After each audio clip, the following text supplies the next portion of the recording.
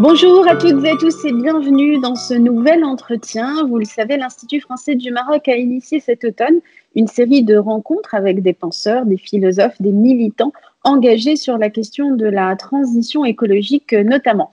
Et aujourd'hui, nous avons le grand plaisir d'avoir avec nous Arthur Keller. Arthur Keller, bonjour. Bonjour Anan. Alors, Arthur, vous êtes un expert des limites et des vulnérabilités des sociétés modernes. Vous analysez les risques systémiques auxquels ces sociétés sont confrontées et les mécanismes qu'elles mettent en place pour se montrer résilientes face à ces risques. Et vous êtes aussi un spécialiste de l'usage des récits comme levier de transformation collective. Et puis, vous venez de participer, de co-signer un ouvrage collectif aux éditions Albin Michel. L'ouvrage s'appelle Collapsus et on peut dire que c'est la première grande synthèse des risques d'effondrement global de notre civilisation qui rassemble les analyses d'une quarantaine d'experts dans des domaines très différents. Alors, on va évoquer tout au long de notre entretien les différents aspects de cet effondrement, comme vous l'appelez, c'est le mot que vous utilisez. Mais d'abord, pour commencer et en guise d'introduction, Arthur Keller, est-ce que vous pouvez nous expliquer, afin que les personnes qui nous écoutent puissent bien identifier votre domaine d'expertise, en quoi consistent justement les recherches que vous faites? Ça veut dire quoi les limites et les vulnérabilités des sociétés et les systèmes que vous analysez? Oui, alors là déjà ça serait très long de rentrer dans le détail, donc on va faire rapide. Merci pour cette introduction, Anan. Juste une chose, personnellement, je n'utilise pas le terme d'effondrement, en tout cas au singulier, l'effondrement. Voilà, je l'utilise, j'y fais référence, mais en tout cas, je ne considère pas qu'il va y avoir un grand effondrement. Alors, je ne dis pas que c'est impossible, mais je dirais que c'est quand même relativement peu probable. Par contre, qu'il y ait des effondrements et qu'il y ait un grand, on pourrait dire déclin. En tout cas, moi, ce dont je parle, et on va y revenir par la suite, c'est d'une descente énergétique et matérielle. Voilà. Et effectivement, si on ne se prépare pas à cette grande, alors pour le coup, elle va être mondiale, même si elle ne sera pas uniforme, une grande descente énergétique et matérielle, si on ne s'y prépare pas, il pourrait y avoir des effondrements localisés. Mais bon, c'était pour préciser. Maintenant, concrètement, mes recherches mènent sur ce qu'on pourrait appeler le système humanité-Terre, c'est-à-dire qu'il y a déjà des gens qui s'intéressent au système Terre. Le système Terre, on va en parler après, je crois qu'on avait dit qu'on en parlerait, ce sont les différentes dimensions, si vous voulez, du monde naturel, au niveau global dans lequel on vit. Voilà, il y a un certain nombre de dimensions, on en parlera tout à l'heure, et l'interaction de l'humanité, du monde humain, avec ce monde-là. Il y a une porte qui s'est ouverte. L'interaction. Voilà. Et donc moi, j'ai une approche qui est pluridisciplinaire, mais qui fait notamment appel à de la dynamique des systèmes, ou de la systémique, dirons-nous. C'est-à-dire qu'effectivement, mon angle d'approche est de considérer les différents processus et différents phénomènes que l'on peut aujourd'hui observer comme des systèmes qui sont donc des systèmes complexes, avec des éléments en interaction, avec des principes d'interaction à l'intérieur du système et des interactions entre les systèmes. Et donc, moi, quand je vois un problème, entre guillemets, ben je ne le traite pas nécessairement tout de suite en tant que problème. C'est-à-dire que je ne réagis pas par couple, problème-solution, et j'essaie bien de comprendre les implications du problème en aval, c'est-à-dire quelles sont les chaînes de conséquences de ce problème, mais également en amont, quelles sont les causes racines de ce problème. Et je vois les interactions avec les autres problèmes. Et des fois, pour résoudre un problème, la meilleure façon n'est pas de s'attaquer au problème, va être de s'attaquer aux autres problèmes qui sont autour, et du coup, il va disparaître par effet, par conséquence, ou alors de s'attaquer aux causes, ou etc. Donc il y a des choses. Donc je fais de la systémique, même si je ne suis pas systémicien, c'est un métier qui n'est pas le mien. Je fais de la prospective aussi, même si je ne suis pas prospectiviste, parce que ce n'est pas mon métier, mais j'utilise un certain nombre de méthodes utilisées par les prospectivistes. Et à côté de ça, comme je disais, donc je m'intéresse au système Terre et à l'humanité en interaction, et j'étudie les vulnérabilités, un certain nombre de limites. Alors, je ne suis pas non plus un expert de chaque chose. Moi, pour schématiser et terminer, je dirais que mon expertise consiste à relier les points entre les expertises. Donc moi c'est bien ça. J'ai simplement une compréhension et une connaissance assez avancée d'un certain nombre de domaines qui me permet de comprendre ce que racontent les experts de ces domaines. Ensuite, j'en tire une synthèse systémique et à la fois des problèmes, à la fois des verrouillages, c'est-à-dire ce qu'on ne peut pas faire. Parce que si on ne fait que analyser les problèmes, des fois on peut tout de suite se dire « Ah ben, intuitivement, ben voilà la solution. Oui, mais il faut d'abord savoir quel type de solutions ont été essayées et pourquoi ça ne marche pas, et quels sont les verrouillages, afin ensuite de enfin pouvoir extraire de ça une vision elle-même systémique des solutions qu'on peut mettre en place et des stratégies qu'on peut déployer pour que ces solutions fonctionnent. Voilà, c'est ça mon travail.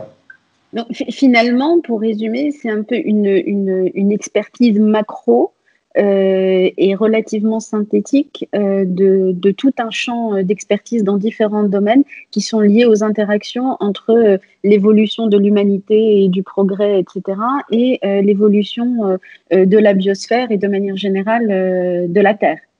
C'est à peu près ça, et ça demande, même si une fois de plus, hein, je ne suis expert de aucun champ spécifique. Moi, je suis plutôt je suis de la méthode. C'est de la méthodologie, mon travail, qui consiste à relier les points entre les champs d'expertise et de dépasser les silos disciplinaires dans lesquels la plupart des experts sont enfermés. Mon travail, effectivement, par contre, va toucher à peu près, enfin, est extrêmement multidisciplinaire. Donc, il va toucher aux sciences dures, la physique, par exemple, les sciences physiques, va toucher aux sciences de la vie, la biologie, l'écologie, écologie en tant que, évidemment, champ scientifique. Je ne parle pas de l'écologisme, qui est le militantisme. Donc ça, c'est en amont, mais également dans les sciences sociales.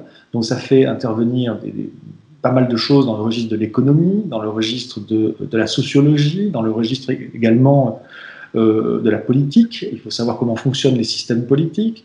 Bon, et dans le domaine culturel, de manière générale, quand je dis culturel, j'entends par là, au sens anthropologique presque du terme, les cultures humaines. Donc ça fait intervenir pas mal de choses là. Ça, c'est pour le constat. Et ensuite, pour les solutions, ce qui ne fonctionne pas, là, on est vraiment dans de la systémique et dans de la compréhension de ce qui est essayé à la fois au niveau politique, à la fois au niveau normatif, à la fois au niveau réglementaire.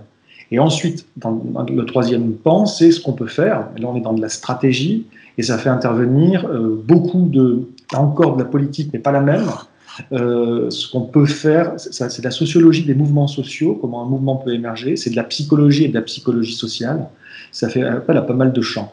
Donc, je ne peux pas me targuer une fois de plus de maîtriser aussi bien que les experts chacun de ces champs, ce serait très prétentieux de ma part, mais suffisamment pour pouvoir proposer au moins une synthèse personnelle la plus rigoureuse possible. Alors, une deuxième question pour clore cette introduction, et je reparle de cet ouvrage qui a été publié cette année aux éditions Albin Michel, Collapsus, qui fait penser à ce terme devenu un peu un mot valise, un mot fourre-tout qui sert un peu à exprimer les interrogations et surtout les inquiétudes quant à l'avenir de la planète et de la civilisation. C'est le terme de collapsologie. Vous évoquiez tout à l'heure le terme des effondrements, on y reviendra tout à l'heure, mais comment vous vous situez par rapport à ce terme de collapsologie qui est tellement utilisé justement? Alors oui, enfin tellement utilisé. Je ne sais pas justement parmi les gens qui regardent cette vidéo qui le connaît déjà, parce qu'en fait il est très utilisé dans certains cercles, dans certains secteurs et pas du tout dans d'autres. Et moi, quand je donne des conférences et que je demande qui a entendu parler de la collapsologie, en fait c'est plus ou moins 50-50 en France. Voilà. Et quand je dis en France, c'est les gens qui viennent voir mes conférences, donc déjà c'est pas tout le monde. Donc je pense qu'il n'est pas si répandu que ça, mais c'est vrai il est sorti du champ strict des gens qui s'intéressent au sujet. Il a commencé à aller dans des médias mainstream, comme on dit. Le terme de collapsologie, alors je suis un petit peu embêté parce que moi, je ne me définis pas comme un collapsologue. Hein. La raison pour laquelle je ne me définis pas est la suivante. Si la collapsologie, dans les faits, correspondait à sa définition que je vais donner, alors je serais collapsologue. Mais dans les faits, ce n'est pas le cas. Alors, c'est quoi la collapsologie? C'est un néologisme, un mot qui a été inventé en 2015 par deux auteurs qui sont Pablo Servigne et Raphaël Stevens, dans un livre qui est donc sorti en 2015 qui s'appelle Comment tout peut s'effondrer. Livre dont je recommande la lecture d'ailleurs si les gens s'intéressent vraiment au constat, parce qu'il y a un bon travail bibliographique dans ce bouquin. Par contre, si vous cherchez des solutions, elles ne sont pas là-dedans. Donc, c'est un constat un peu difficile à encaisser pour certaines personnes. Mais en tout cas, le bouquin fixait ce mot et disait que la collapsologie, globalement, je vais schématiser, c'est le champ disciplinaire qui s'intéresse au risque d'effondrement. Donc si c'est ça la définition, bah, ça correspond effectivement à une grosse partie de ce que je fais. Pour autant, aujourd'hui, je ne suis pas collapsologue pour la raison suivante. C'est quoi la collapsologie dans les faits? C'est qui les collapsologues? En fait, c'est n'importe qui s'intéresse au sujet. Et on se rend bien compte que n'importe quelle personne qui lit un bouquin dessus et qui fait une vidéo YouTube ou qui écrit un article sur son blog va dire moi je suis collapsologue. Ah oui, dans ce cas-là, non, parce que moi je me considère comme un spécialiste de la chose. Voilà, en fait, si vous voulez, c'est comme tout à l'heure je faisais la distinction entre écologie et écologisme. Les spécialistes de l'écologie, ce sont les écologues. Et les écologistes, ce sont les militants. Et donc, là, c'est pareil. Si, au lieu de créer le mot collapsologiste, ou collapsologue, si au lieu de créer le mot collapsologue, pardon, ils avaient créé collapsologiste, alors moi, je serais collapsologue, c'est-à-dire le spécialiste, et les autres, alors la plupart des gens, pas, je dis pas les autres, la plupart des gens seraient collapsologistes, à savoir des gens qui s'intéressent et qui ont des convictions sur le sujet. Et moi, malheureusement, le mot est pris. Tout le monde se dit collapsologue aujourd'hui. Donc, non, moi, je suis juste un spécialiste des risques systémiques. Voilà. Alors, Arthur Keller, vous évoquiez tout à l'heure les constats et je voudrais qu'on commence par là, d'abord dans une première partie pour qu'on comprenne un peu les enjeux d'aujourd'hui et qu'on comprenne l'état du monde. Et si vous voulez bien, j'aimerais qu'on commence par une série de définitions des termes que vous utilisez dans vos analyses, à commencer par celui d'empreinte écologique. Qu'entend-on par empreinte écologique et qu'entend-on par l'idée de biocapacité? Alors, je vais vous répondre, mais là, vous mettez justement le doigt sur quelque chose qui m'embête. Je vais vous dire pourquoi. C'est parce que ces concepts-là qui sont liés, hein, empreinte écologique et biocapacité, c'est tout à fait lié. Ces concepts-là ont d'énormes limites. Et je les ai utilisés, effectivement, à certaines occasions, simplement pour leur vertu pédagogique. Parce que ça simplifie énormément l'approche. Après, si on veut être vraiment rigoureux, très honnêtement, ces choses-là ont d'énormes problèmes. Enfin bon, j'explique tout de même et j'explique pourquoi et comment moi je dépasse ces concepts. En tout cas, ce sont des concepts empreinte écologique et biocapacité qui ont été créés par essentiellement deux chercheurs qui s'appellent William Rees et Matthijs Wackernagel. Et globalement, alors en fait, c'est peut-être plus facile de définir la biocapacité d'abord.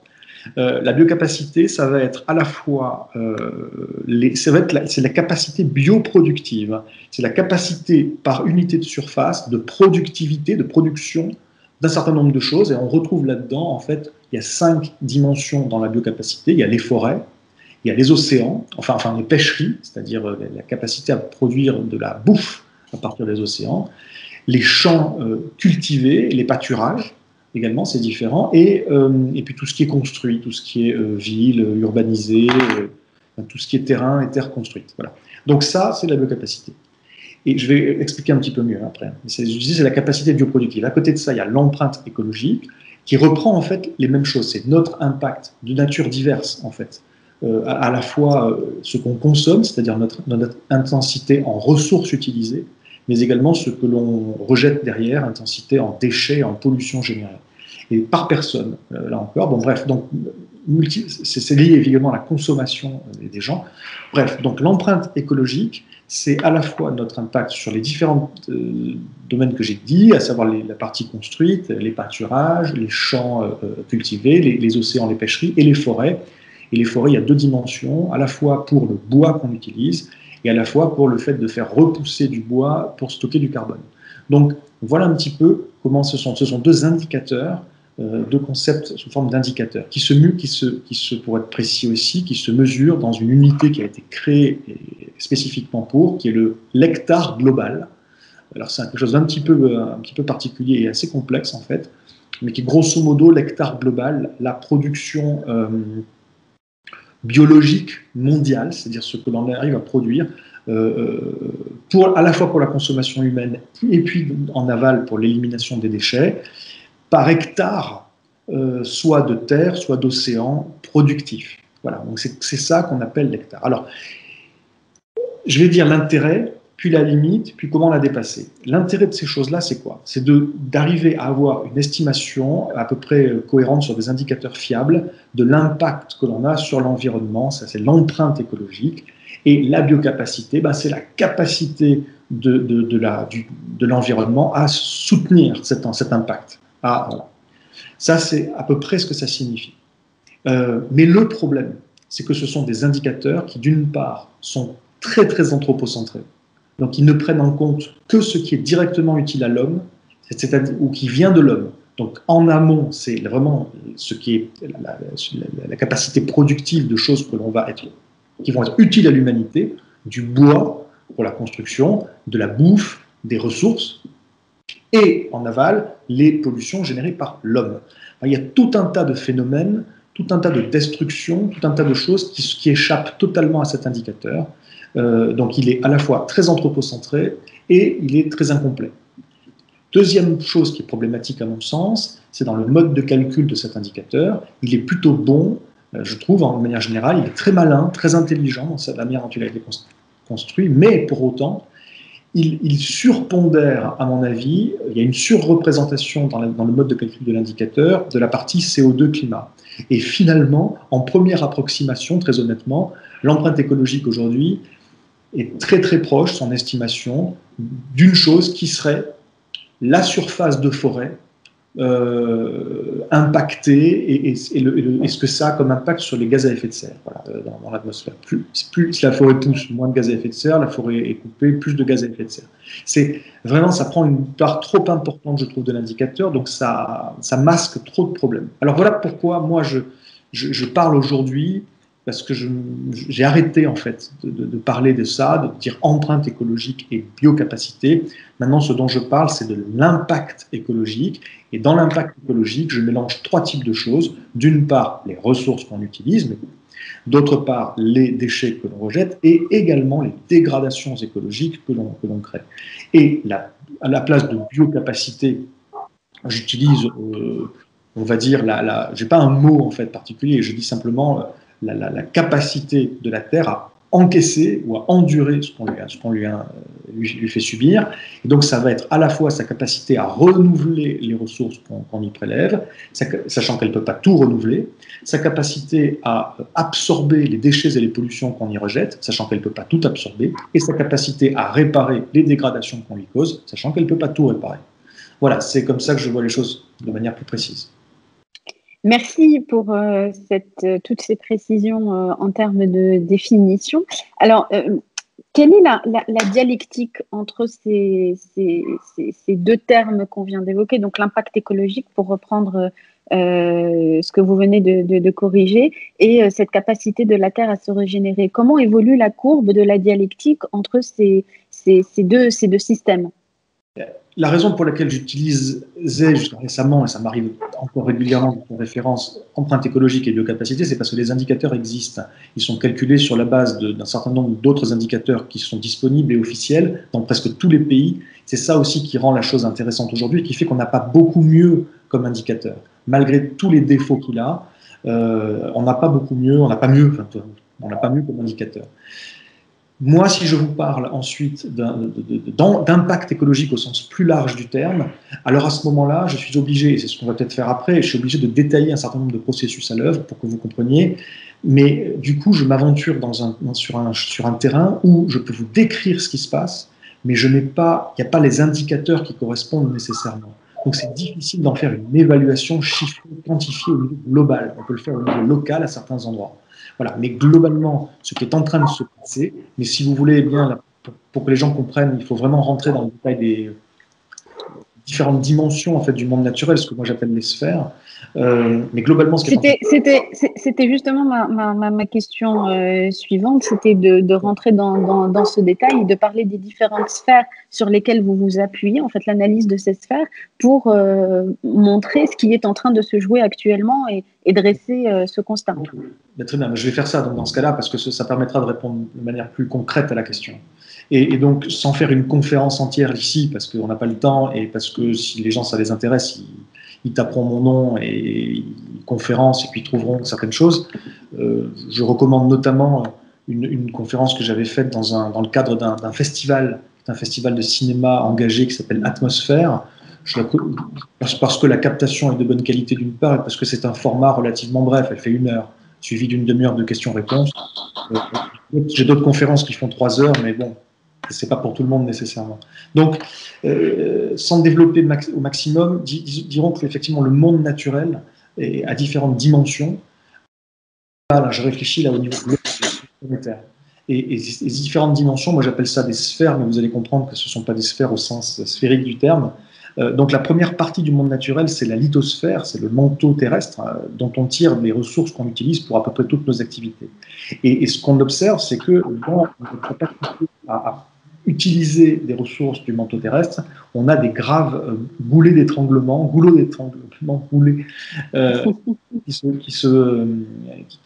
qui arrivent là, qui sont en train de se passer pour certains et qui sont pas très loin pour d'autres, sur des ressources qui sont essentielles, sur des ressources qui sont parfois absolument stratégiques.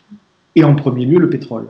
Donc, quand bien même je ne fais pas partie des gens qui vous diront dans X années, il n'y a plus de pétrole, parce que ça n'a aucun sens, il y aura toujours du pétrole, mais la question c'est, y en aura-t-il suffisamment pour maintenir nos sociétés, y en aura-t-il partout, à quel prix, etc. Et le souci est le suivant, c'est que nos sociétés, pour fonctionner, quand je dis nos sociétés, je fais une grande généralisation, et je parle de toutes les sociétés évoluées que certains appellent thermo-industrielles, ou on pourrait dire pétro-industrielles, c'est-à-dire qui se basent sur des transports, des industries, quelles qu'elles soient d'ailleurs sur le territoire, ou que le territoire ait été désindustrialisé et qu'elles soient parties ailleurs, ça ne change rien. Ça dépend directement ou indirectement d'industries qui elles-mêmes fonctionnent à base de combustibles fossiles, avec des moteurs partout, des moteurs pour se déplacer, des moteurs pour les machines, des moteurs, voilà. Et donc toute la partie de l'humanité qui est dépendante de chaînes d'approvisionnement et d'une industrie extractive et productive et manufacturière pour produire toute cette société, c'est-à-dire l'essentiel de l'humanité aujourd'hui sur Terre, et c'est ce qu'on peut appeler la civilisation thermo-industrielle. Bon, il se trouve que de quoi a besoin de cette civilisation industrielle pour perdurer? Elle a besoin d'un flux entrant continu, abondant de pétrole qui soit ni trop cher, sinon les gens ne sont vraiment pas contents, et ça peut créer des gros problèmes, ni trop bon marché, sinon l'industrie s'effondre au bout de quelques années maximum. Et nous avons donc là un problème qui est que accéder aux combustibles fossiles, et notamment au pétrole, c'est à la fois une question de capacité à l'extraire et une question de présence dans le sol, donc c'est géologique, c'est technique, c'est industriel, mais également une question de prix, et le prix c'est quoi? Des questions géopolitiques et des questions sur les marchés financiers. Et donc c'est un équilibre extrêmement précaire. Alors, je ne sais pas, je n'ai pas étudié la question préalablement, je suis désolé, je ne sais pas combien de pétrole produit le Maroc par rapport à ce qu'il consomme. Par contre, la France, c'est environ 1%. La France produit 1% de son pétrole. Donc, elle est entièrement tributaire d'autres pays, etc. À côté de ça, on dépend d'autres choses, des minerais, des métaux, voilà. Et il faut bien aller les chercher. Et la concentration de ces métaux, presque tous, est en train de baisser, voire même de chuter. Aujourd'hui, on rouvre un certain nombre de mines qu'on avait fermées il y a des décennies, parce que les techniques aujourd'hui sont meilleures et permettent d'arriver à récupérer quelques grammes de matière utile dans plusieurs tonnes de roches. Et donc on dit « Ah, c'est super, on est très fort, regardez ce qu'on est capable de faire », mais en fait, ce n'est pas un bon indicateur. L'indicateur, qu'est-ce qu'il dit? Il dit qu'on va aller chercher vraiment dans des endroits où il y a des concentrations infinitésimales de matériaux utiles, que ce soit le métal qu'on veut chercher, parce qu'il n'y en a presque plus. Sinon, on irait le chercher là où il est plus concentré, bien évidemment. Il n'y en a presque plus. Donc, on est vraiment en train de gratter le fond de la boîte, comme disent certains. Et le souci qu'on a, justement, dans l'imbrication entre la problématique énergétique et la problématique matérielle. Il faut de plus en plus... Alors, l'énergie, si vous voulez, demande de plus en plus d'énergie pour aller la chercher. Aujourd'hui, on a atteint le pic en 2006 officiellement de la production de pétrole conventionnel, le pétrole qui était relativement facile à aller chercher. Maintenant, on développe des pétroles non conventionnels, qui sont des pétroles qui demandent beaucoup plus de procédés pour les processus industriels, pour en faire de l'essence qu'on peut utiliser dans la chimie, etc. Donc, ça demande beaucoup plus d'énergie, de produire de l'énergie. Et donc, le problème, il est là, c'est l'énergie est de plus en plus chère en énergie, donc il faut de plus en plus d'énergie, et comme elle est de plus en plus dure à aller chercher, ça demande de plus en plus de métaux pour aller chercher l'énergie. Or, les métaux eux-mêmes sont en concentration descendante, donc plus en plus d'énergie pour aller chercher les métaux. Et c'est ça le problème, ça s'amplifie et nous avons ici des limites qu'on est en train d'atteindre. Bon, il y a d'autres choses, pénurie de sable de construction, un pic de phosphore qui est annoncé. Là, pour le coup, ça va très très sérieusement concerner le Maroc dans les prochaines décennies, puisque aujourd'hui, le phosphore, qui est un nutriment essentiel à toute forme de vie, la nôtre, mais la moindre plante qui pousse, la moindre bactérie, le moindre champignon a besoin de phosphore. Ben, il se trouve que dans les pays, et la plupart, c'est le cas aujourd'hui dans les pays développés, dans les pays qui ont vraiment déployé une agriculture, on va dire chimique et mécanisée depuis des années, les sols sont morts. Les sols, il n'y a plus beaucoup de vie dans les sols. Et donc, le sol est devenu incapable de recycler lui-même les nutriments essentiels comme le phosphore. Et donc, le sol ne peut plus rien, quasiment plus rien faire pousser par lui-même. Il ne fait pousser des choses que parce qu'on lui apporte en permanence des engrais de synthèse. Et les engrais, il y a azote, phosphore, potassium. Le phosphore qu'on met dans ces engrais, il vient de mines ou de carrières, éventuellement de phosphate. Et donc, notre capacité à nourrir la planète dépend soit, évidemment, je prône pour cela, soit d'un changement agricole total, et on arrête d'utiliser ces intrants, on arrête la chimie à 90%, 99% le plus possible, et on passe sur des logiques qui sont plus agroécologiques, soit on s'entête dans ce système-là, et malheureusement la bascule de l'un à l'autre ne peut pas se faire en claquant des doigts. Si on se fait là, eh ben, nous sommes tributaires des approvisionnements en phosphate pour nourrir la population. Or, 70% des réserves de phosphate prouvées sont au Sahara occidental aujourd'hui. Et donc, moi, je vous dis qu'il y a de grandes chances pour que dans les prochaines décennies, il y ait des guerres du phosphore et que ça concerne très concrètement le Maroc. Voilà. Bon, et puis sinon, il y a d'autres choses dont je pourrais parler. Mais que des bonnes nouvelles. C'est de très bonnes nouvelles, c'est formidable. En tout cas, voilà, je parlais de lithosphère, c'était la première partie, les autres je vais les passer assez rapidement. Les autres dimensions du monde naturel au-delà de la lithosphère, ça va être l'hydrosphère, l'ensemble des eaux de la planète, que ce soit les eaux de surface, les eaux de profondeur. Et l'hydrosphère est dans un état de délabrement terrible, que ce soit des pollutions, que ce soit chimiques ou solides, hein, les plastiques absolument partout par exemple, il y a des continents de plastique qui flottent, que ce soit l'acidification des océans, que ce soit le réchauffement des océans, la montée des eaux, le développement de ce qu'on appelle de zones mortes, des zones anoxiques, c'est-à-dire des zones dans les mers et les océans et sur les littoraux où il n'y a plus d'oxygène et où toute la vie marine meurt. Donc à tous les niveaux, il y a vraiment un grave problème au niveau de l'hydrosphère, au niveau mondial. Ensuite, il y a la cryosphère qui est l'ensemble des glaces de la planète, que ce soit la banquise, que ce soit l'Antarctique ou le Groenland, qu'on appelle l'inland sea, que ce soit les glaciers ou le pergélisol, c'est-à-dire le sol gelé des hautes latitudes. Et maintenant, dans tous ces cas-là, ça fond partout. Et le dernier rapport sur la question, qui était il y a un peu plus d'un an, a démontré que ça fondait plus rapidement que ce que les modèles mathématiques des climatologues avaient envisagé. Ensuite, on a une quatrième dimension qui est l'atmosphère. Bon, et là, l'atmosphère, il y a essentiellement 2 ou 3 grands sujets. Le premier, c'est le changement climatique, qui ne concerne pas que l'atmosphère. Hein. D'ailleurs, autant le dire, 93% du réchauffement climatique part dans les océans, 3% dans les continents, 3% dans la cryosphère, et seulement 1% dans l'atmosphère.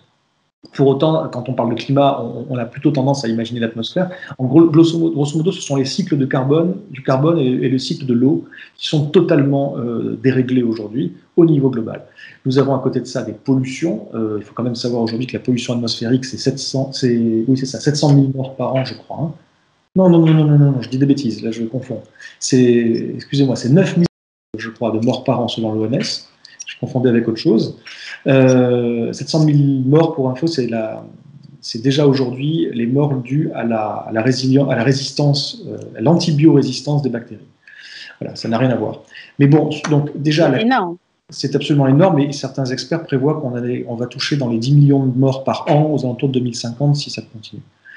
Donc ça va être un problème, peut-être le problème majeur. Mais pour l'instant, on n'en est pas encore tout à fait là. Parmi les problèmes majeurs, il y a la pollution atmosphérique, qui est largement devant le sida, devant le paludisme, voyez-vous, largement avant, en termes de morts annuelles. Et puis il y a une autre dimension qui est la couche d'ozone stratosphérique, qui n'est pas en si bonne condition qu'on le dit. Ça va mieux depuis qu'on a limité les dégagements de certains gaz, mais pour autant, c'est en train de se désagréger au niveau de l'Arctique, etc. La 5e dimension du monde naturel, sur les 6, il y en a 6 au total, c'est la biosphère, c'est l'ensemble du vivant terrestre. Et alors là, c'est un effondrement. Donc les gens qui disent que les idéologues de l'effondrement racontent n'importe quoi, ces gens-là n'ont juste pas bien étudié la question, parce qu'il y a un effondrement global observé et quantifié, qui est l'effondrement du vivant. Donc c'est terrible. La vie sur Terre est en train de s'effondrer. Alors je vais juste vous dire deux, trois petites choses là-dessus. Déjà, la plus grosse étude qui a été faite sur l'observation de plusieurs dizaines de milliers de populations de vertébrés au niveau mondial a démontré qu'entre 1970 et 2016, donc en 46 ans, l'ensemble des populations, pas des espèces, des populations de vertébrés a diminué de 68% en moyenne sur Terre. Donc plus des 2/3 des vertébrés ont disparu en moins de 50 ans. Les vertébrés, c'est l'ensemble des mammifères, terrestres et marins, c'est tous les poissons, tous les oiseaux, tous les amphibiens et tous les reptiles. Voilà, donc c'est absolument énorme. Ça n'inclut pas... Est-ce qu'on est en train de vivre une extinction, une vague d'extinction du vivant? On peut le dire, mais pas de manière stricto sensu, parce que il y a eu des épisodes d'extinction dans l'histoire qu'on a pu reconstituer avec les fossiles notamment, et ces vagues d'extinction, pour l'instant, c'était quelque chose du passé. Et les spécialistes de la chose considéraient qu'il y avait extinction quand il y avait plus de 75% des formes de vie qui avaient disparu. Voilà, c'est la définition. Aujourd'hui, on n'en est pas là. Par contre, ce que je peux vous dire, c'est qu'on en prend le chemin. On en prend le chemin parce que le rythme d'extinction, aujourd'hui, le rythme de disparition des espèces est entre 100 et 1000 fois plus élevé que lors de la dernière grande extinction du vivant. Ça va beaucoup plus vite. À l'époque, l'extinction, elle se produit sur des milliers et souvent même sur des millions d'années. Et là, on est sur des choses qui se produisent en quelques décennies. C'est totalement fou. Donc, voilà. Donc, effectivement, il y a une grande disparition du vivant terrestre. C'est gravissime. C'est gravissime. Il ne faut pas non plus imaginer, d'une part, que ça se fait comme ça en claquant des doigts. Ce ne sont pas juste des grands chiffres. C'est également énormément de souffrance. Les animaux sont des êtres qui ressentent la souffrance, d'ailleurs psychologique et physique pour la plupart. Donc, c'est énormément de souffrance. Et c'est une tragédie absolument énorme. À côté de ça, je parle des vertébrés, mais il y a d'autres études, et je ne vais pas faire un listing, mais il y a d'autres études absolument terrifiantes qui montrent que la disparition des arthropodes, c'est-à-dire une grande famille du vivant qui comprend tous les insectes notamment, est encore plus rapide que celle des vertébrés. Bon, enfin voilà, donc on a aujourd'hui un effondrement du vivant, et si on regarde aujourd'hui une photographie de ce qui est vivant sur les continents terrestres, uniquement sur la partie terrestre, et bien on voit qu'à peu près 36% de la biomasse, de la masse du vivant est composée de l'humanité, 60% par les animaux d'élevage, et il reste 4% pour le monde sauvage. Voilà. Donc on a vraiment quasiment déjà tout éradiqué. Et enfin, la dernière sphère du monde naturel, c'est la pédosphère, c'est l'ensemble des sols, qui est en fait une interface entre la biosphère dont je viens de parler et la première sphère, qui est la lithosphère. C'est vraiment à l'interface entre le sol, c'est ce qu'on appelle le complexe argilo-humique, c'est à la fois minéral et à la fois organique. Et en fait, les experts des sols nous expliquent qu'au niveau mondial, 75% des sols de la planète sont en état de décomposition, sont en état de dégradation avancée en raison des activités humaines. Donc ça va être beaucoup l'agriculture, qui est d'une mauvaise agriculture, qui dans la plupart des endroits est une agriculture qui détruit plus qu'elle ne régénère ou qu'elle ne maintient. Et donc, certes, ça permet de faire manger les gens, mais pour combien de temps?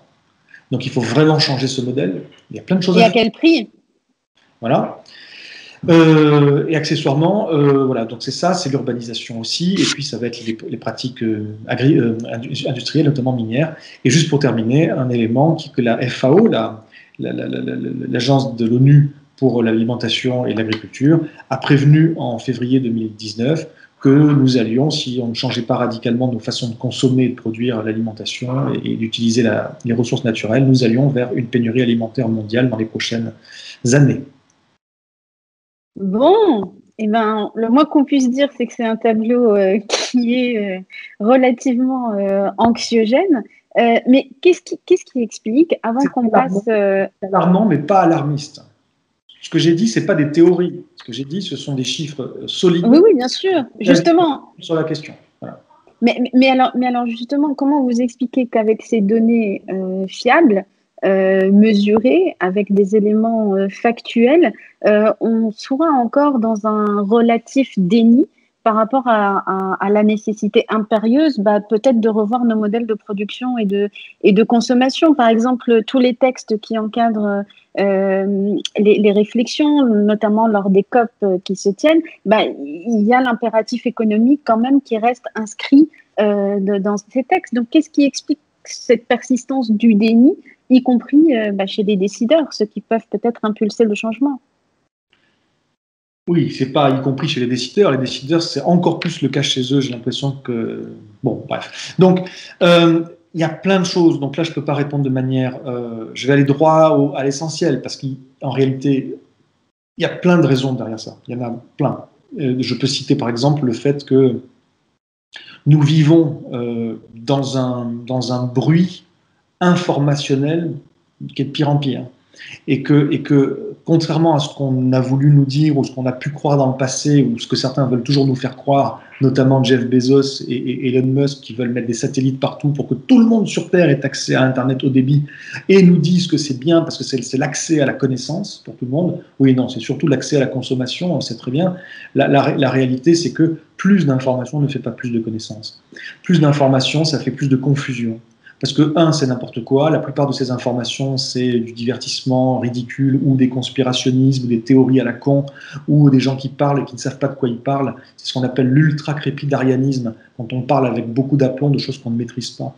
Mais c'est également beaucoup de choses sur accès consommation, c'est de la pornographie, c'est de la vidéo, il y a des choses intéressantes et utiles, mais globalement, il y a très très peu de choses qui produisent de la connaissance.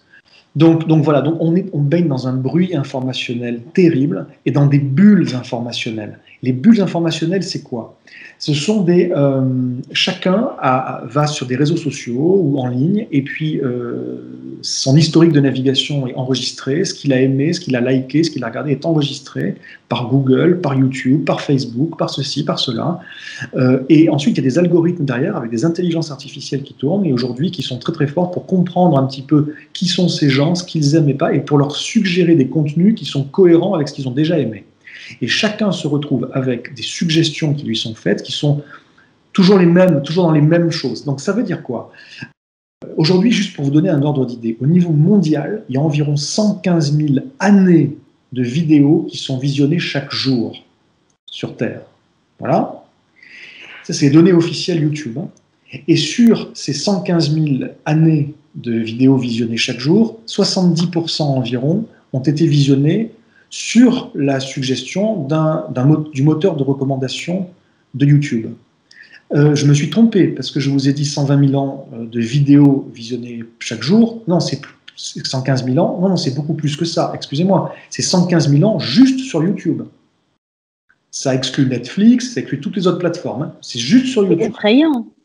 C'est effrayant. Donc, et je disais, sur ces visionnages, 70%, c'est le moteur de recommandation de YouTube. Donc, des gens qui voient des choses qui leur sont proposées, qui sont cohérentes avec ce qu'ils ont aimé précédemment, et ils vont cliquer dessus. En faisant ça, ça veut dire quoi? Des bulles se créent. Et dans ces bulles, il y a certains types d'informations qui circulent. Moi, je suis dans une ou plusieurs bulles et j'ai accès à certains types d'informations et je vois régulièrement passer un certain nombre de choses qui m'intéressent. Il y a tout un pan, l'essentiel, qui m'est inconnu. Ce sont des liens qui ne me sont jamais proposés, et je ne verrai jamais. Et l'intégralité de ce que moi je visionne, je sais que la grande majorité de la population terrestre n'a même pas idée que ça existe. Donc nous ne partageons pas les mêmes types de contenus, nous ne partageons pas les mêmes types de centres d'intérêt, les mêmes théories, les mêmes visions du monde et les mêmes sources d'informations, etc. Des bulles se créent et se renforcent. Entre ces bulles, ces différentes bulles, qui sont entre les pays mais aussi au sein des sociétés, il y a de moins en moins de référentiels communs, référentiels culturels, référentiels intellectuels, référentiels de conviction, etc. Le monde se clive, le monde se fracture. Et dans ce monde-là, les gens sont de plus en plus recentrés comme des sectes et considèrent de plus en plus qu'ils ne sont pas compris du reste du monde. Le monde, il n'y a plus de citoyenneté, on s'implique dans sa communauté. C'est une communauté qui peut être physique, mais qui peut être également maintenant des communautés en ligne, des communautés virtuelles. Les gens s'impliquent là-dedans, mais ils ne s'impliquent plus dans les sociétés. Il y a un délitement de la vie citoyenne et de la vie politique, et donc il n'y a plus de pression sur les élites pour qu'elles changent les choses c'est juste des formes de mobilisation extrêmement molles et faibles aujourd'hui dont on dispose, dans la plupart des pays en tout cas, sauf évidemment cas exceptionnels. Et dans ce cas-là, justement, on va plus vers de l'insurrection avec les effets que ça peut avoir qui ne sont pas toujours positifs. Donc déjà, à la base, la vie des idées n'est plus la bonne. Et vous me dites, c'est connu, il y a des informations qui circulent, il y a des constats posés par la science, etc., qui sont extrêmement solides. Oui, mais qui les connaît et qui s'y intéresse? Aujourd'hui, malheureusement, l'être humain, eh ben, il y a la plupart des êtres, souvent parce qu'ils manquent d'éducation, ne comprennent même pas, ne savent même pas faire la différence entre une démarche scientifique et une démarche pas scientifique. Et sans dire que la science est parfaite, parce que la science, elle est loin d'être parfaite, et il y a plein de choses. C'est aujourd'hui la meilleure méthode, la meilleure approche dont on dispose pour essayer de comprendre comment fonctionne le monde et pour essayer de se projeter et d'anticiper sur l'avenir. Mais les gens ne comprennent pas ça. Les gens ne savent pas faire la différence entre une fake news et quelque chose qui est solide. Ils ne savent pas faire la différence entre une source d'information fiable et une source d'information pas fiable. Ils ne savent pas faire l'information entre un sujet sur lequel c'est comme ça et pas autrement, parce que c'est démontré, c'est mesuré, et une autre information sur laquelle chacun a le droit d'avoir une opinion. Voilà. Donc on est dans des sociétés qui sont fragmentées, sont dans une relative ignorance, et cette ignorance entraîne une relative impuissance pour faire pression sur ce que vous disiez tout à l'heure, finalement. Non seulement il y a ça, il y a une espèce de fabrique de l'impuissance, une fabrique aussi du manque de rationalité des sociétés. On peut vivre dans l'irrationnel, on peut passer sa vie à accorder beaucoup plus d'importance, et la plupart des humains, je pense que c'est le cas aujourd'hui, à des croyances qu'à des connaissances, à pas même savoir faire la différence entre les deux. Pour autant, ça va être une faille fatale, parce que s'il y a vraiment un propre de l'homme, c'est sa capacité à l'irrationalité. Les autres animaux voient le monde tel qu'il est. Des fois également un univers mental, etc. Les animaux aussi sont des êtres sociaux et qui ont eux-mêmes leur code, leur rite, etc. Mais globalement, ils voient le monde beaucoup plus tel qu'il est, ils le prennent pour argent comptant, ils ne vont pas le surinterpréter, et puis bon, bref, comme nous. Donc il y a ça, il y a le fait qu'on a évidemment des intérêts extrêmement forts qui sont verrouillés dans le système existant, on a le fait que les êtres humains, comme pour le coup tous les autres animaux, sont des animaux d'habitude et qui n'aiment pas le changement, et qu'il y a des verrouillages culturels, il y a des verrouillages, ce qu'on appelle socio-techniques, c'est-à-dire des pratiques qui sont en place, c'est-à-dire des économies qui sont en place, des filières qui...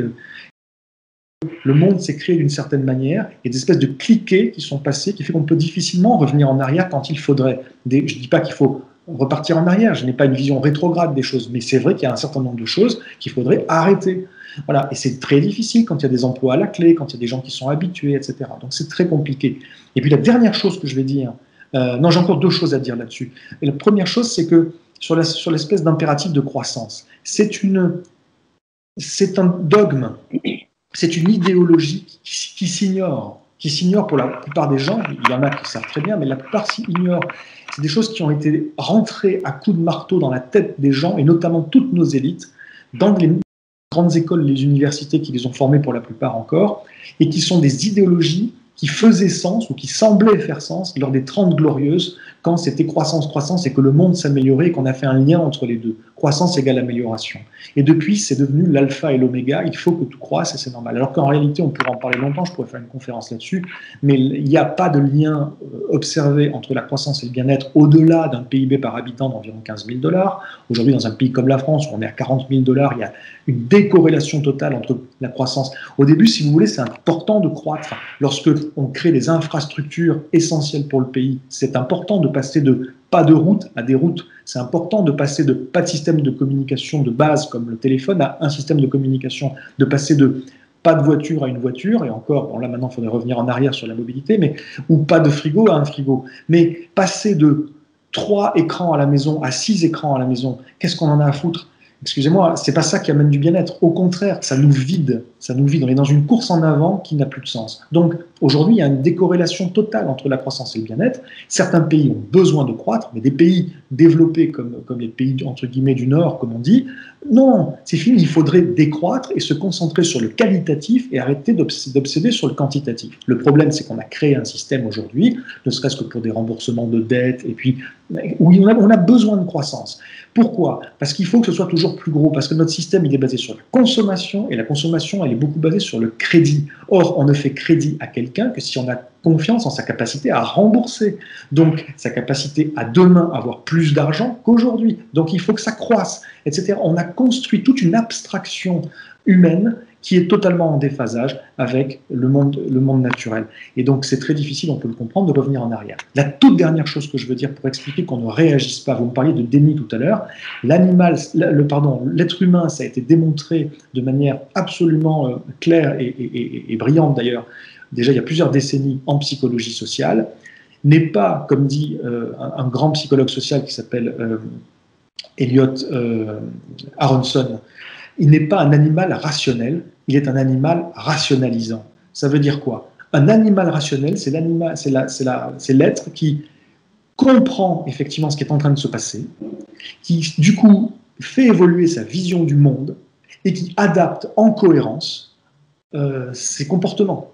Ça, c'est l'attitude rationnelle. Ah, le monde est en train de changer, il faut donc que je change mes comportements. Mais l'être humain, à quelques exceptions près, ne fonctionne pas comme ça. Il fait l'exact contraire. Il rationalise a posteriori ses comportements. Donc si on veut que les gens changent, il ne faut pas leur expliquer. Même apporter la preuve ne sert, c'est utile. Je ne dis pas que ça ne sert à rien, mais ce n'est pas ça qui déclenche le changement. Ce qui déclenche le changement, c'est l'opportunité de faire et l'incitation à faire. Il faut créer des conditions qui font que les gens, que ce soit les élites, que ce soit les dirigeants, que ce soit les entreprises, que ce soit le commun des mortels, que les gens aient des opportunités de participer à des chantiers et qu'ils aient sur le moment un intérêt ou une incitation à le faire. Et quand ils rentreront dans ces chantiers, des chantiers de construction collective, de résilience par exemple, à ce moment-là, ils comprennent un peu mieux les choses et ils vont changer leur vision du monde a posteriori.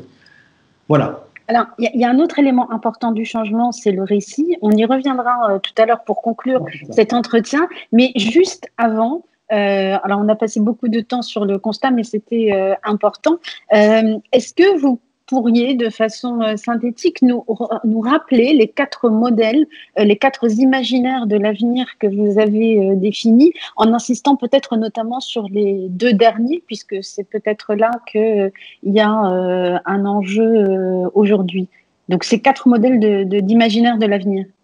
Oui, bah, là, écoutez, je vais le faire brièvement. À la rigueur, les gens qui regardent et que ça intéressera, je les renverrai vers cette vidéo. C'est certainement à celle-là que vous faites référence. Une vidéo que j'avais faite dans une web série qui s'appelle Next. Donc voilà, si vous faites Arthur Keller et puis Next, N-E-X-T, vous trouverez cette vidéo. Elle est d'ailleurs disponible en français et en anglais. Et voilà, je vais plus dans le détail si vous voulez. Mais globalement, effectivement, j'ai développé une typologie, une classification des imaginaires de l'avenir qui coexistent aujourd'hui. Et en fait, il y en a 4. Et il y en a 4 différents. Le premier imaginaire, c'est l'imaginaire où on se dit nos limites. Voilà, c'est vers l'infini et au-delà. Et j'ai utilisé justement la dynamique des systèmes dans cette vidéo, vous comprendrez mieux si vous la regardez, parce que la dynamique des systèmes, c'est quoi? C'est comment on peut modéliser un système complexe, avec des choses en interaction, etc. Un système qui est donc dans un territoire, en tout cas dans un périmètre donné. En l'occurrence, le système, c'est l'humanité, et les écosystèmes, et le périmètre, c'est la planète Terre. Et donc, nous avons, à cette échelle-là, nous avons, comme je disais, un impact, mais il y a également une limite à ce que peut encaisser la planète Terre. Donc, il y a la limite, il y a l'impact. Et ce que nous dit la dynamique des systèmes, c'est que l'impact ne peut pas être plus grand que la limite. Il peut la dépasser, mais s'il la dépasse, ça commence à dégrader les systèmes, et à ce moment-là, la capacité du coup de la planète à encaisser, elle diminue, et si on continue à rester au-dessus, elle diminuera de plus en plus. Il y a une seule certitude absolue, c'est qu'au bout du compte, l'empreinte, l'impact qu'on a sur la planète va repasser en dessous de la capacité. Ça veut dire quoi? On ne peut pas consommer durablement plus que ce que la Terre peut donner. On ne peut pas dégrader plus que ce qu'elle peut réparer, pas durablement, on peut le faire un moment, puis un moment ça se casse, quoi. Et on ne peut pas non plus rejeter plus qu'elle ne peut absorber, enfin si on le fait parce que c'est ce qu'on est en train de faire, mais ça a une limite. Au bout d'un moment, c'est plus possible. Donc, c'est bien ça le problème. L'impact ne peut dépasser la capacité que temporairement, mais au final, la courbe repasse nécessairement en dessous. Je reviens aux imaginaires, parce qu'une fois qu'on a compris ce concept, c'est beaucoup plus simple. Le premier imaginaire, c'est donc celui qui consiste à dire on peut augmenter indéfiniment la capacité de la planète à supporter l'activité humaine. Et à partir de là, l'activité humaine peut croître indéfiniment. Donc, vous m'entendez ? Oui, oui, je vous entends très bien. Là encore, ça avait bloqué. Donc ça, c'est un premier type d'imaginaire qui consiste à dire qu'il n'y a pas de limite, ni des limites de la nature, ni des limites de ce que peut faire l'homme dans cette nature. Bon, et bien ça, malheureusement, c'est aujourd'hui le discours dominant au niveau mondial. Au niveau mondial, on est dans des logiques de vers l'infini et au-delà, croissance, croissance, croissance, et on ne se pose pas plus de questions que ça. Mais c'est faux, c'est hors sol, c'est-à-dire qu'il y a une limite. On ne peut pas considérer qu'il n'y a pas de limite sur cette planète. Donc là, je peux renvoyer vers un certain nombre de travaux, notamment les travaux du Stockholm Resilience Center sur les limites planétaires, et notamment les travaux sur la grande accélération, en anglais The Great Acceleration, ou les travaux du Club de Rome, enfin pas du Club de Rome, les travaux de l'équipe Meadows, qui a publié en 1972 un rapport qui s'appelle Limits to Growth, les limites à la croissance, et ensuite il y a eu des mises à jour tardives jusque dans les années 2000 de ces travaux qui sont absolument majeurs. Et donc il y a des limites. Donc maintenant, il y a une limite. Deuxième imaginaire, ce sont des gens qui comprennent qu'il y a une limite, mais qui se disent ok, on comprend qu'il y a une limite, on comprend qu'il faut rester en dessous. On va donc le faire. On va faire ceci, cela, gna gna gna, et on va rester en dessous de la limite. Ça, c'est le deuxième imaginaire. Il est très répandu aussi parmi les gens qui prennent conscience des problèmes, mais qui ne prennent pas conscience des ordres de grandeur. Parce que ce qu'ils ne réalisent pas, ces gens, c'est que la limite, on n'est pas en dessous. Si on était encore en dessous, on pourrait essayer de rester en dessous. Mais on est au-dessus. On l'a dépassé, et on l'a dépassé au niveau global depuis plusieurs décennies. Donc si on reprend, même s'ils sont imparfaits, les travaux du Global Footprint Network, ce qui sont les gens qui calculent l'empreinte écologique et la biocapacité, eux, ils nous disent que ça a été dépassé, les courbes se sont croisées au début des années 70. Voilà, et au niveau global, je ne sais pas si c'est un peu avant, un peu après, mais c'est de cet ordre de grandeur-là, si on considère l'impact de l'humanité au sens large, comme moi je le fais. On est au-dessus. Le problème, c'est que entre être en dessous et rester en dessous, et être au-dessus et repasser en dessous, ce ne sont pas les mêmes solutions. Ce sont des solutions de nature différente. Exemple, si vous êtes encore en dessous de la limite et que vous ne voulez pas la dépasser, alors il y a des stratégies qui relèvent du freinage. Il s'agit de freiner. Mais si vous êtes au-dessus, qu'il faut repasser en dessous, il faut de la marche arrière. Un frein et une marche arrière, ce n'est pas de la même nature de choses. Vous pouvez freiner au maximum, vous allez vous arrêter dans le meilleur des cas, vous ne repartirez pas en arrière. Ce n'est donc pas les mêmes solutions. D'accord ? Il y a un moment, il y a un passage de seuil, et au-delà de ce seuil, la nature même des problématiques change, et la nature même des solutions change, de la même manière que si vous voulez, si la température augmente de 5 degrés, on passe de 10 degrés à 15 degrés, bon ben, il fait plus chaud. De 15 degrés à 20 degrés, il fait plus chaud. De 20 à 25, il fait plus chaud. De 25, etc. Par contre, de 35 à 40, là, ça devient difficile. De 40 à 45, ça devient mortel. Après, ça dépend aussi de l'hygrométrie, etc., du degré d'admission de l'air. Mais ce que je veux dire, c'est que c'est pas juste. Il y a un moment où c'est pas juste 5 degrés de plus. Il y a un moment où il y a un cap est passé et où ça devient mortel. Pour l'humain, j'entends. Donc, il y a des gens qui ont compris qu'on avait dépassé cette limite. Et il y a un troisième imaginaire qui dit ok, on va repasser en dessous de la limite. En dessous de. Et donc, ça, c'est vrai, ils ont raison. Et donc, il y a deux types de personnes qui font ça. Il y a les décroissants, qui disent qu'il faut faire décroître l'économie mondiale et donc tous les flux d'énergie et de matière pour pouvoir repasser en dessous de la limite. Ils ont raison. C'est la marche arrière. C'est une forme, oui, c'est une marche arrière, mais ce n'est pas un retour en arrière. Hein. Je précise bien là-dessus. Il ne s'agit pas d'être rétrograde et de garder des choses très bien, de rester dans une société très évoluée, très moderne à certains égards, mais de supprimer tout ce qui déconne, tout le gaspillage, tous les usages et les activités qui ne font aucun sens et qui ne sont utiles à rien, si ce n'est à faire de l'argent pour certaines entreprises, et ça ne sert à rien à d'autres, c'est même néfaste pour la société, etc. Donc, c'est juste, la décroissance n'est pas l'anti-croissance, hein. C'est juste que la croissance, c'est l'obsession de la croissance, et la décroissance, c'est ne plus vivre avec l'obsession de la croissance. Voilà. Mais globalement, effectivement, les décroissants avaient globalement raison. Je dis globalement parce qu'il y a plusieurs écoles de pensée dans la décroissance, et je ne suis pas aligné avec tout, mais moi-même, je ne suis pas dans cette école, je ne suis pas un décroissant, voilà, je ne suis pas un militant de la décroissance, mais globalement, ils avaient raison. Sauf que, comme je dis dans la vidéo et comme je dis des fois, quand on est tout seul à avoir raison, on a tort. L'histoire nous donne tort, parce qu'ils n'ont réussi à convaincre personne, et ils sont un tout petit, et ça ne marche pas, ça ne fonctionne pas, sauf pour quelques minorités, en tout cas pas encore. Donc, il y a surtout une autre catégorie de gens, des gens qui veulent faire décroître l'impact écologique de l'humanité, parce qu'ils ont compris que c'était absolument indispensable, mais tout en continuant à faire croître l'économie. Voilà. Et ça, c'est le truc qui est dominant aujourd'hui parmi les élites progressistes qui ont compris le problème notamment du dérèglement climatique et qui savent que, voilà, donc c'est évidemment pas encore l'intégralité des élites sur Terre, loin s'en faut, mais même parmi ceux qui ont compris, leur réaction, c'est de dire on va continuer à croître économiquement. Et on y revient. Et là, c'est un dogme. C'est-à-dire, ils pensent que c'est possible, ils pensent qu'il faut nécessairement plus de croissance pour pouvoir avoir moins d'impact. Là, si vous me permettez, je vais faire un truc très très rapide. Je vais écrire un truc. Hop. Voilà.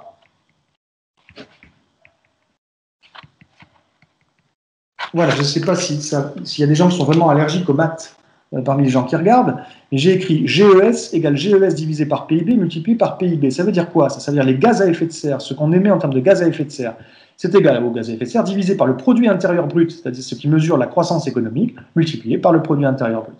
Voilà, c'est relativement simple en termes de mathématiques. Et on nous explique aujourd'hui que pour faire décroître ça, faire décroître les gaz à effet de serre, il faut impérativement faire croître ça le plus vite possible. C'est absurde, ça n'a aucun sens au niveau mathématique, d'accord? Voilà, on mise tout sur notre capacité à faire décroître ça plus vite qu'on fait croître ça, ce qu'on n'a jamais réussi dans toute l'histoire malgré tous nos efforts jusqu'ici, et qu'on essaie de faire croître ça le plus vite possible, ça ne marche pas. Donc c'est une aberration totale, même mathématique. Et aujourd'hui, on est complètement piégé là-dedans, dans ce système. Voilà, donc, est-ce que je vais plus loin? Je crois que je vais arrêter là de parler. Mais... Oui, le quatrième. On n'a pas encore. Vous n'avez pas évoqué le quatrième de l'effondrement. Voilà, donc en tout cas, c'est un dogme qui consiste à penser tous les grands projets aujourd'hui, comme le Green New Deal américain, comme le European Green Deal de Ursula von der Leyen, ils nous disent que l'on va développer à fond, grâce à la croissance, des investissements technologiques pour résoudre le problème, et parce qu'ils pensent que la solution est technologique, et ils se trompent, c'est un autre dogme. La technologie a son rôle à jouer, mais c'est un outil. Je donne juste un exemple. Qu'est-ce qui se passe aujourd'hui? C'est quoi le problème? Vous voyez, tout à l'heure, je repasse vite fait là-dessus, tout à l'heure je parlais des différentes dimensions du monde naturel. En fait, tout ça est lié. Si on relie ça de manière systémique, ce que j'ai oublié de faire tout à l'heure, donc je le fais très rapidement, en fait, c'est quoi le problématique? On peut essayer de gérer uniquement la question climatique, uniquement la question des ressources, uniquement la question des forêts, uniquement la question des océans, etc. Mais si on fait ça de manière séparée, on ne fait que traiter séparément tous les différents symptômes. En réalité, toutes ces choses-là sont des symptômes d'une cause primaire que l'on n'aborde jamais. C'est quoi cette cause primaire? C'est tout simplement que notre civilisation est un flux thermodynamique qui transforme la nature en déchets. Voilà. On prend des ressources en amont, on les transforme avec de l'énergie en bien service au milieu, ce sont les sociétés humaines, et en aval, on rejette des déchets et des pollutions. Parmi ces déchets et ces pollutions, il y a des solides, des liquides et des gaz, et parmi les gaz, il y a les gaz à effet de serre. Et quand on parle de dérèglement climatique, c'est une des multiples conséquences de ce flux qui est trop rapide, qui transforme la nature en déchets. Et il faut diminuer les flux d'énergie et de matière. Si on n'arrive pas à diminuer ces flux, c'est foutu. Là, on va terminer d'exterminer tout ce qui est tout ce qui vit. Et donc, le problème quand on nous parle de croissance, c'est que la croissance est nécessairement, dans sa définition actuelle aujourd'hui, en tout cas, nécessairement plus de biens et de services, donc plus de flux d'énergie, de matière, de personnes, de capitaux, d'informations, etc. C'est toujours plus de flux. C'est totalement antinomique, si vous voulez, avec l'objectif. Si nous faisons, par exemple, une décarbonation de la production énergétique pour nos sociétés, extrêmement important, ça va permettre, effectivement, de soulager le climat. Et ça, ce serait, même si ce ne serait pas immédiat, puis il y a toujours un décalage de quelques dizaines d'années, malheureusement. Mais il y aurait un soulagement du climat, ça permettrait de soigner un peu ça. Mais on ne s'en prendrait qu'aux symptômes, pas à la cause. Et si on avait demain une énergie propre pour tout le monde, comme certains essaient de nous le vendre avec la fusion et le programme ITER en France, ça donne quoi? Ça donne beaucoup d'énergie qui n'émet pas autant de dioxyde de carbone, donc c'est super, mais de l'énergie au service de quoi? Au service d'une société qui est un flux qui transforme la nature en déchets. Nous accélérerions par ailleurs le processus de destruction. Donc il faut bien comprendre qu'il y a des choses qui sont absolument vitales, comme traiter certains symptômes, comme celui du dérèglement climatique. Donc oui, la décarbonation, c'est absolument vital, et dérisoire tout à la fois. Parce que si on ne fait que ça, on va s'effondrer pareil. Le quatrième Donc, type.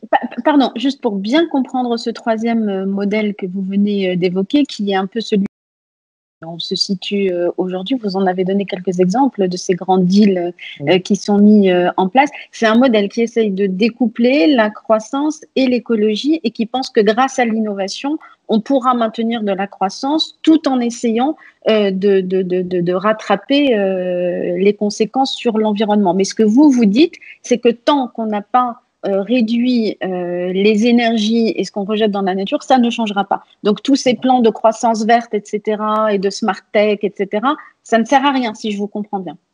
Dans certains cas, ça peut être utile à certains égards, mais non, globalement, ça ne sert effectivement à rien. Non, ça ne sert pas à rien, je suis méchant. Ça peut, dans certains cas, c'est pas souvent le cas hélas, ça peut permettre de résoudre le symptôme. Voilà. Et le symptôme, en l'occurrence, si on parle du dérèglement climatique, le symptôme, il faut le résoudre parce qu'à lui tout seul, il va nous tuer. Mais pour autant, donc c'est vital, ce que j'ai, c'est vital. Mais pour autant, c'est dérisoire. Parce que si on ne fait que ça et si on ne change pas la finalité même des sociétés humaines, si le but des sociétés humaines, ça reste de faire de l'économie, de croître au maximum, d'avoir du toujours plus, c'est mort. Nous sommes morts. Et je ne suis pas un décroissant. Je suis un scientifique. Moi, je ne vous dis pas ça par conviction. Je ne suis pas, comme je disais tout à l'heure, je ne suis pas un militant de la décroissance, je ne suis pas un altermondialiste, je ne suis, je suis même pas un gauchiste affiché, je ne suis rien du tout de tout ça, je ne suis même pas dans un parti écologiste, je ne suis même rien de tout ça. Moi, je suis un expert. Et je vous dis ce que les experts racontent. Donc ce n'est pas de l'idéologie, c'est du factuel et des données purement scientifiques. Alors le quatrième imaginaire. Donc derrière, effectivement, il y a un quatrième imaginaire, des gens qui ont compris tout ce que je viens de dire, qui ont compris qu'on avait dépassé la limite, qu'il fallait repasser en dessous et que ça ne se ferait pas avec un découplage entre l'économie, et donc il fallait faire décroître l'économie. Et parmi ces gens-là, ben, il y en a qui pensent que c'est possible et d'autres qui pensent que c'est pas possible. Voilà. Et moi, très honnêtement, je ne vois pas comment on pourrait faire décroître l'économie vu les verrouillages qui sont en place. Et donc forcément, on est obligé de se projeter dans le cas où on n'y arriverait pas. Et si on n'y arrive pas, que se passe-t-il? Eh ben, il va se passer ce que nous dit la dynamique des systèmes. On va continuer le plus possible à faire croître tout ce qu'on peut faire croître en termes de flux. Et pendant qu'on fait ça, on va continuer à dégrader de manière toujours plus accélérée ce que j'ai dit avant, hein, toutes les dimensions du monde naturel. Et il y a un moment où on va atteindre, comme dans tout système complexe, un point de rupture où nous n'allons plus pouvoir continuer à croître, nous allons commencer à décroître et ça va s'accélérer et ça va être une chute. Et la chute va être d'autant plus vertigineuse qu'on aura pendant longtemps appuyé sur l'accélérateur. Et donc, donc il faut s'y préparer. Il faut s'y préparer. Nous allons vers cette descente énergétique et matérielle, de moins en moins d'énergie et de matériaux disponibles, pour gérer de plus en plus de contraintes, parce qu'on va, on le sait déjà, vers des disruptions écologiques, ne serait-ce que pour la question climatique, il y en a déjà, il y en aura de plus en plus et de plus en plus violentes. Nous allons vers des pénuries, nous allons vers des conflits. Et donc, quand on regarde tout ça de manière systémique, il va y avoir de plus en plus de problèmes et on va avoir de moins en moins de ressources pour gérer ces problèmes. Je vous dis que maintenant, tout va donc se jouer sur notre capacité à anticiper ce que je vous raconte. Soit on s'y prépare et on commence à mettre en place des modes de vie, des façons d'être au monde, des façons également de nous comporter vis-à-vis du reste du vivant, où on ne fait plus que exploiter la nature sans le moindre respect, mais on se met à la respecter et on se met à la régénérer. Si on ne fait pas ça dès maintenant, nous le subirons. Donc voilà, ça peut s'organiser jusqu'à un certain point, et si ça s'organise par anticipation, ça pourra jusqu'à un certain point se piloter, ou alors on considère qu'il n'y a pas de problème, qu'Arthur Keller c'est un hurluberlu qui est extrémiste et qui est catastrophiste, et que nous on arrivera toujours à s'en sortir parce qu'on s'en est toujours sorti, patati patata, on reste dans ces triomphalismes un peu puérils, et dans ce cas-là on ne se prépare pas, et demain ça va nous être imposé dans le chaos, et très honnêtement dans des régimes libres. Donc, vous plaidez pour un changement qui soit choisi et qui permette d'échapper à un effondrement qui sera pour le coup subi. Alors, pardon ? Une phrase, je vous promets. Vous comprendrez bien que quand on parle comme moi de limite et donc du fait qu'il va falloir limiter, de limitation de ce qu'on fait, de ce qu'on doit faire, tout de suite on passe pour un extrémiste qui propose des choses qui sont liberticides.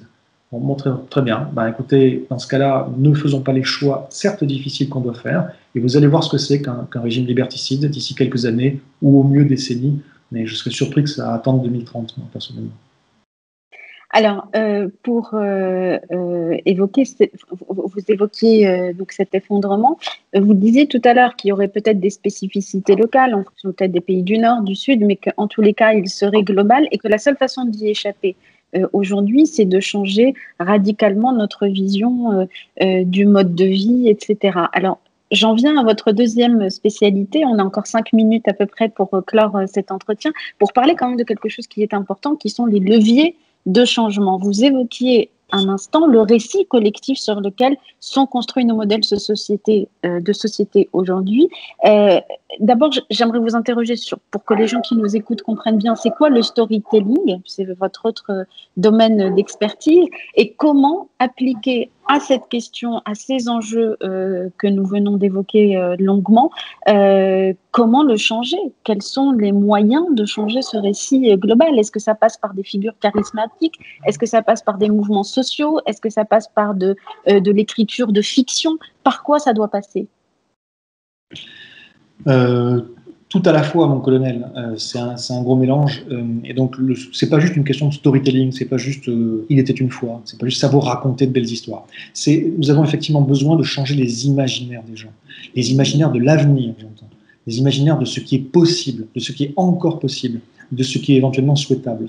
Et donc, oui, ça serait bien de développer tous azimuts des nouveaux récits qui mettent en avant de nouvelles hiérarchies de valeurs, où finalement, vous voyez, on pourrait imaginer que dans 10 ans, pour une femme, l'homme qui est désirable, c'est pas celui qui a la belle voiture, c'est celui qui est à vélo. Voilà. Et l'homme jugé noble, digne, respectable, c'est celui qui est dans la juste limite et pas celui qui est dans la démesure. Voilà. Donc il y a des choses à changer également sur le respect du vivant. Le respect des créatures avec qui on partage la planète. Je ne dis pas ça uniquement pour des questions éthiques ou philosophiques, mais je dis pas ça parce que consommer autant de viande qu'on en consomme, ça ne va pas être possible. Voilà, c'est tout. Ce n'est pas un choix personnel, c'est juste qu'il va falloir limiter. Et il va falloir limiter l'élevage, etc.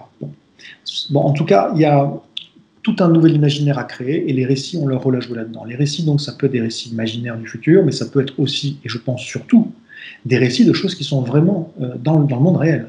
Et donc là-dessus, il faut juste mettre en récit des expériences réussies du monde réel pour montrer ce que ça peut être. Aujourd'hui, il y a déjà des gens qui changent et qui vont vers ce qu'on appelle la résilience, c'est-à-dire des différents modes de vie où on est d'une part, on consomme moins et mieux et on respecte les limites du monde naturel autour de nous, et d'autre part, où on fabrique une capacité collective à encaisser les chocs qui vont se produire et à faire en sorte que demain, on ne s'effondre pas justement dans cette grande descente énergétique et matérielle avec les disruptions et les conflits qui vont émerger.